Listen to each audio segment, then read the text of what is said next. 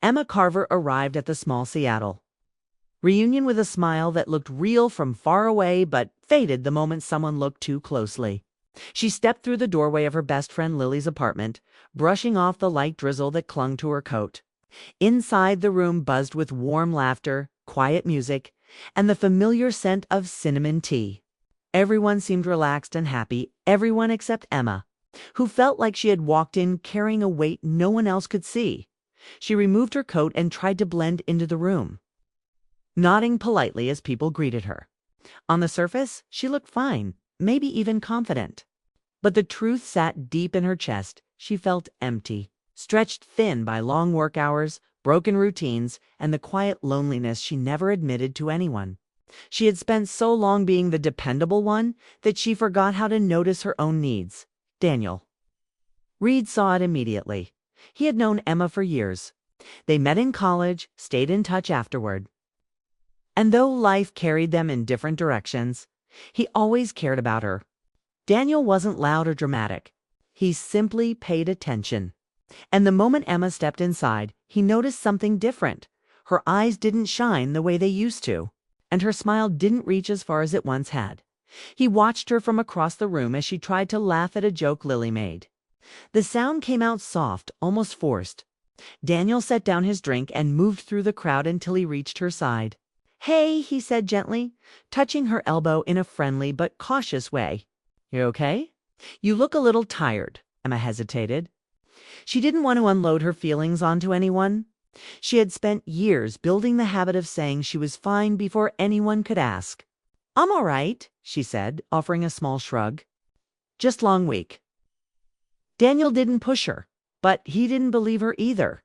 He sensed the heaviness in her voice. Before Emma could escape the moment, the apartment door opened again, letting in a rush of cool air, and Aiden Walker walked in.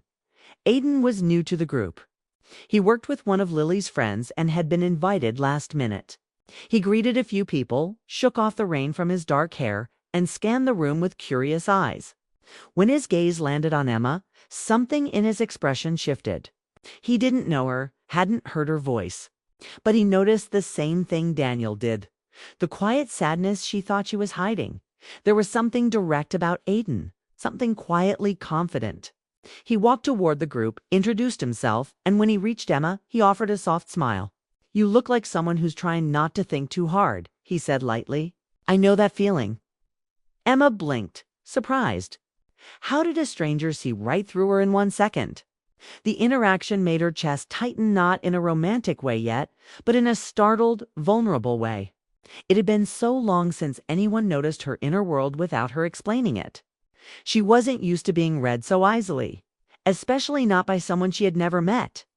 Daniel stood beside her, watching Aiden with a quiet, protective curiosity. He didn't feel jealous. He didn't even know if he had the right to. But he felt something shift in the room the moment Aiden appeared. It was subtle, but real.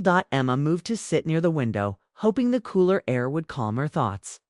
But both men watched her in their own way, Daniel with concern, Aiden with interest. A few minutes later, Daniel followed her. He lowered his voice so no one else would hear. "You don't have to pretend with us, you know." Emma froze. The word "us" made her heart skip.